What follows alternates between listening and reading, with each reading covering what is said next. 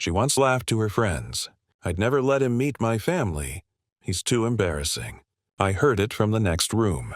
I didn't argue, I just waited. That weekend, she learned what embarrassing really felt like. You never think it's going to be you. You read these stories online and you think, no way. People aren't really like that. You assume you'd see the signs. You assume you'd know. I'm here to tell you that you can be staring right at it, living right in it, and have absolutely no idea until the floor gives out from under you. For me, the floor gave out on a Tuesday night. Let me start from the beginning. My name is Matt. I'm 38. I own a landscaping and custom outdoor construction company. I started it with a rusty pickup and a second-hand lawnmower when I was 22. Now, I have 3 crews, a fleet of trucks, and we build everything from high-end patios to elaborate water features. I'm not a fancy guy. My hands are calloused, and I've usually got a bit of dirt under my fingernails no matter how hard I scrub. But I'm proud of what I've built. It's real. It's mine. For the last 4 years, my life has revolved around Amelia. She's 32, beautiful, smart, and works in public relations. We met through a mutual friend, and I fell for her hard. She was everything I thought I wasn't. Polished, sophisticated. She knew which wine to order and which fork to use. I thought she balanced me out. I thought we were a team. We got engaged 6 months ago. She was the one who insisted we both get engagement rings. She'd read an article about how it was a modern symbol of equality in a partnership. It felt a little strange to me. It's not a common thing for guys in the U.S., but it was important to her. She said it showed the world we were a unit equally committed. So I wore the simple platinum band she and her friends helped her pick out, and I felt proud. The diamond I bought for her was another story. It was classic, elegant, and cost more than my first truck. I didn't care. I wanted her to have the best. The issue, if you could call it that, was always our backgrounds. I grew up in a normal middle-class family. My dad was a mechanic, my mom a teacher's aide. We were happy. Amelia's family, on the other hand, was what you'd call old money. Her father is a surgeon. Her mother runs a charity foundation. They live in a different world, a world of country clubs, gayas, and summer homes. I had met her parents a handful of times. They were always polite, but there was a distance, a kind of polite clinical curiosity, like they were examining a strange new species of plant I brought into their garden. I was never invited to their big family gatherings or holiday events. Amelia always had a reason. Oh, it's just a boring family thing. You'd be miserable. Or my aunt is visiting and she can be a lot. I want to protect you from that. I believed her. I thought she was being considerate. I thought she was shielding me from their judgment. I was a fool. The moment of clarity came last Tuesday. Amelia was having her 2 best friends, Chloe and Isabella, over for drinks. They were her bridesmaids. I was in my home office, which is right next to the living room, finishing up some invoices. The walls are not thick. They had a couple of bottles of wine, and their voices started getting louder, their laughter sharper. I was trying to tune them out when I heard Chloe ask, "So, is your mom's 60th birthday party this weekend still the big family debut for Matt?" There was a pause, and then I heard Amelia laugh. It wasn't her normal happy laugh. It was a sharp, dismissive sound. "God, no," she said, her voice dripping with disdain. "Can you imagine? I'd never let him meet my extended family.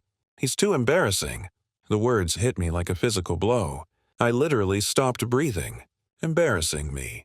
Isabella chimed in, her voice syrupy and fake. "You have to, sweetie. You can't keep him hidden forever. What would he even talk about with your Uncle Robert?" Mulch. They all burst out laughing.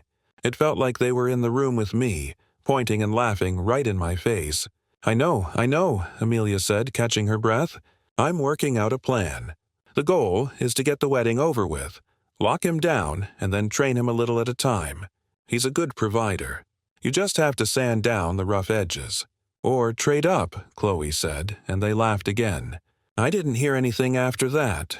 A roaring sound filled my ears. All the air had been sucked out of the room. I wasn't her partner. I was a project, a fixer-upper, a secret to be managed. The man she was going to marry was too embarrassing to meet her family. I didn't storm out. I didn't confront them. I just sat there in the dark, my hands resting on my keyboard, and something inside me shifted. The hurt was there, a deep, crushing weight, but underneath it, something else was forming, something cold, hard, and clear. She had just handed me a blueprint of how she saw me, our relationship, and our future. She thought I was a simple man. She was about to find out how wrong she was. I waited until I heard them leave. Then I closed my laptop and started making a plan of my own. She wanted to be embarrassed? Fine. I would give her an experience she would never forget. Update 1. The 24 hours after I overheard that conversation were the longest of my life. I went through the motions. Amelia came into the office later that night, kissed me on the head, and said she was going to bed. She didn't notice the look in my eyes. She didn't notice that the man she was saying goodnight to was not the same man who had been sitting there 2 hours earlier. My plan needed to be precise. It couldn't be emotional or messy. It had to be a series of logical, unavoidable consequences. She saw me as a simple landscaper, a man who worked with his hands.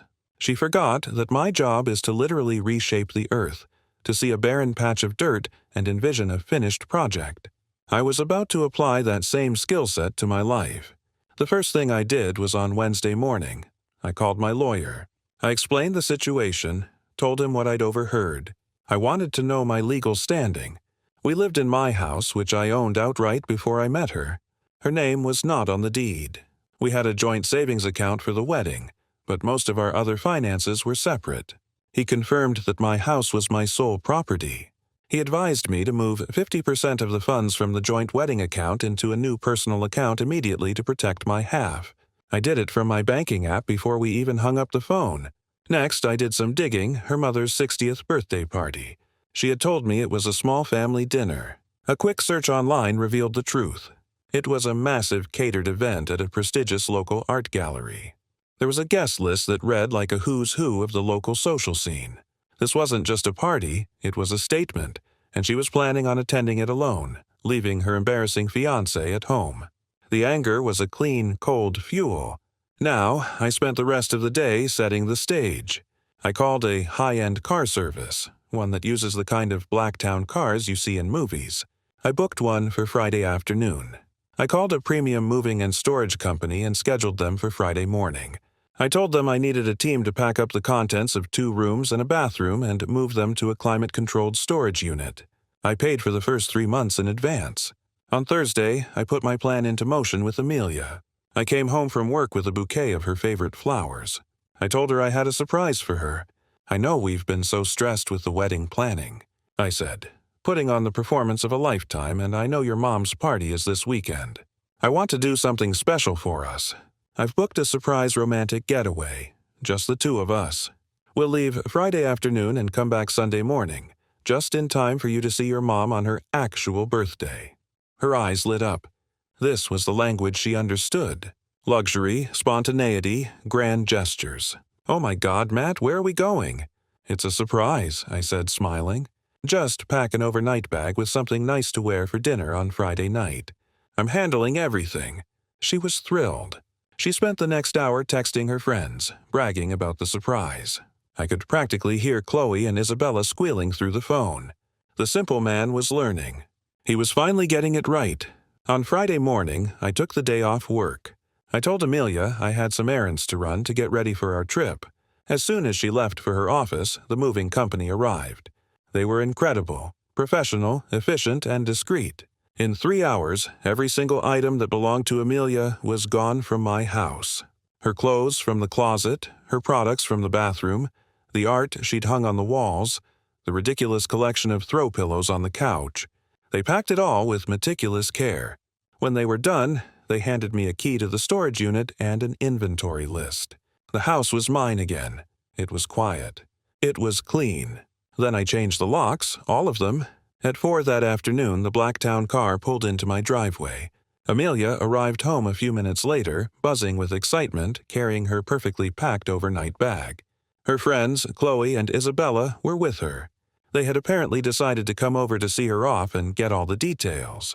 They were sitting on my couch sipping champagne they had brought when I walked in. "The car is here," I announced with a smile. Amelia jumped up and hugged me. "I'm so excited." "Where are you taking me?" Her friends were watching, their eyes gleaming. This was the kind of story they loved. I walked her to the front door carrying her bag. The driver, a professional in a black suit, was holding the rear door open. "Have an amazing time," I said, handing her the bag. She looked confused. "Aren't you coming?" "No," I said, my smile never wavering. "This is for you." I leaned in and kissed her on the cheek. "It's time you met your family." Her confusion deepened. Chloe and Isabella were now standing in the doorway, their smiles faltering. I handed the driver an envelope. Then I handed Amelia a second envelope, a thick, expensive one with her name written on it. "This should explain everything," I said. "Have a safe trip." I turned around, walked back into my house, and closed the door. I locked the deadbolt. I could hear their confused voices outside. I walked to the living room window and watched as the driver, following his instructions, closed the door and got into the car. Amelia stood there for a moment, looking at the envelope in her hand, then at my closed door. Then she got into the car. Chloe and Isabella were left standing in my driveway, looking completely bewildered as the car pulled away. The first part of my plan was complete. Update 2. The silence in the house after that black car pulled away was the loudest thing I've ever heard. Chloe and Isabella stood in my driveway for another 5 minutes calling Amelia's phone, then mine. I didn't answer. Eventually, they got in their car and left, probably to start a frantic group chat titled, "What Just Happened?" I poured myself a whiskey and sat down to wait. I knew the real storm wouldn't hit for at least another hour. Let me tell you what was in those 2 envelopes. The one I gave the driver contained his instructions and a generous tip. His destination was the art gallery where Amelia's mother's party was being held. His instructions were to drop Amelia off directly at the main entrance, hand her a final small envelope from the glove compartment, and then leave immediately. The envelope I gave Amelia contained a multi-page letter. I had spent 2 days writing it. It was calm, rational, and brutal. It started with her own words, quoted verbatim. "I'd never let him meet my extended family. He's too embarrassing." I explained that I had overheard her conversation with her friends. I explained that I now understood my role in her life, a provider to be kept hidden, a project to be trained after the wedding. I told her that I was saving her the trouble of hiding me any longer. I was officially removing myself from her life so she could be with her family, the people she wasn't ashamed of. I detailed the cancellation of our engagement. I informed her that her belongings were now in a secure storage unit and the key was in the small envelope. The driver would give her upon arrival. I told her the locks on my house were changed and that she was no longer welcome there. I ended the letter by saying that I wished her the best in finding a partner she wasn't embarrassed by. The second part of the plan was already in motion. While she was in that car reading that letter, an insured courier was on his way to her father's office. The package contained both engagement rings, the one I had bought for her and the one she had insisted I wear as a symbol of our equal commitment. It also contained a short, formal note from me. "Dr. Anderson, I am returning these to you." It appears the commitment they were meant to symbolize was not shared. Amelia has made her choice, and I am respecting it. I'm sorry for how this may affect your family. Sincerely, Matt. The timing was everything. She would be arriving at that party, reeling from the letter just as her father was receiving a package that confirmed every word of it. She would have no room to lie, no way to spin the narrative.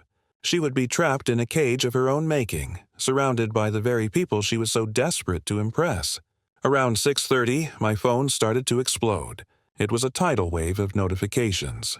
Dozens of missed calls from Amelia, from her mother, from numbers I didn't recognize. Texts poured in a chaotic stream of consciousness. "How could you do this to me? You left me here. Everyone is staring. My father is furious. You've ruined everything. Let me in the house right now, you psycho. Please, Matt, it was a joke. I didn't mean it. My life is over. I hope you're happy." Then came the messages from Chloe and Isabella. They were vicious. They called me every name in the book. A monster, a gaslighter, a manipulative coward. They accused me of planning this all along, of trapping Amelia.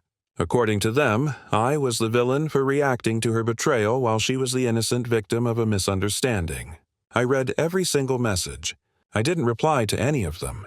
I just sat there watching the digital implosion of a life I had thought was mine. The real satisfaction wasn't in her panic. It was in the silence from my end. It was in my refusal to engage in the drama she had created. I had made my move. Now, all I had to do was let the consequences play out. I ordered a pizza, put on a movie, and turned my phone on silent. The next day, I found out what had happened at the party. A friend of mine has a cousin who works for the catering company that was handling the event. The story was already becoming legendary. Amelia had arrived in a black car, dressed for a romantic dinner, and been dropped off alone at the curb. She had stumbled into the gallery in tears, clutching a letter just as her father was opening a package containing 2 engagement rings. The scene apparently was spectacular, her mother trying to hustle her into a side room. Her father, a man known for his icy composure, turning a shade of purple, the whispers spreading through the crowd like fire. Amelia had wanted to avoid embarrassment. Instead, I had delivered it to her on a silver platter at the one place in the world she valued most, in front of her family and their entire social circle. On Sunday, the attack shifted. The direct, frantic messages stopped, replaced by a more insidious strategy. The social media campaign began. Vague posts from Chloe and Isabella started appearing about toxic men and the hidden abuse in relationships that look perfect on the outside. Amelia posted a single picture of a single tear rolling down her cheek with the caption, "Sometimes you don't know what you're escaping until you're free." Shash survivor. They were trying to rewrite history. They were trying to frame me as an abuser. It was a disgusting, calculated move, and I knew I had to shut it down. But again, not with public drama. With precision, I remembered something. About a month ago, Amelia had been complaining about her phone storage being full. I had helped her back up all her photos and videos to her laptop. I had a hunch. I went to her old laptop, which she had left behind. It was password protected, but she always used the same password for everything. The name of her childhood pet. I was in within seconds. I went to her voice memos, and there it was. She was one of those people who recorded conversations, a habit I always found strange. She had a recording labeled Girls' Night Wine. I listened to it. The entire conversation from that Tuesday night was there. Her laughter, her calling me embarrassing, her talk of training me, Isabella's comment about mulch, Chloe's suggestion to trade up. It was all there, clear as day. I edited the recording down to the most damning 60-second clip. I didn't post it online. I just sent it to 2 people. First to Isabella's fiancé, a finance guy I'd met a few times. My message was simple. "Hey, Tom, thought you might want to hear what your future wife and her friends talk about when they think no one is listening." Second, I sent it to Amelia's father. My email to him read, "Dr. Anderson, I have no desire to make this a public spectacle. However, Amelia and her friends have started a public campaign to paint me as an abuser. This is a recording of the conversation that led to my decision to end the engagement. This is the truth in her own words. I will not release this publicly, but I will defend my reputation if I am forced to. I suggest you advise your daughter to stop." The social media posts were deleted within 3 hours. The smear campaign was over before it even began. Checkmate. Final update. It's been 4 months since the night of the party. Life has returned to a quiet, steady rhythm that I hadn't realized I was missing so much. The anger has mostly dissipated, leaving behind a kind of calm resolution. I wanted to write this final update to close the book on this chapter for myself as much as for anyone who has followed this story. The weeks immediately following the implosion were a strange mix of chaos and silence. After I sent that audio clip, the communication from Amelia and her friends stopped completely. It was like a switch was flipped. The power dynamic had shifted. I had the truth recorded in her own voice, and they knew it. The threat of that truth going public was enough to enforce a ceasefire. I heard through the grapevine what happened next. Isabella's engagement to Tom is off. Apparently, hearing his fiancée laugh while discussing another man as a project to be trained did not sit well with him. He saw it as a massive red flag about her character and her friends, and he pulled the plug. Chloe is still with her husband, but I heard they went through a very rocky period. Her involvement in the smear campaign and the general toxicity of that friend group apparently opened his eyes to a few things. Amelia's life, from what I gather, has been completely upended. She is still living with her parents. Her father, a man who values reputation above all else, was deeply humiliated by the public nature of the breakup. The story of her being dropped off at the party became a piece of local gossip that they couldn't escape. He apparently put her on a strict allowance and demanded she get a job and start paying for her own expenses. The free ride was over. She and I had one final indirect communication. About 2 months ago, I received a formal letter from a lawyer she had hired.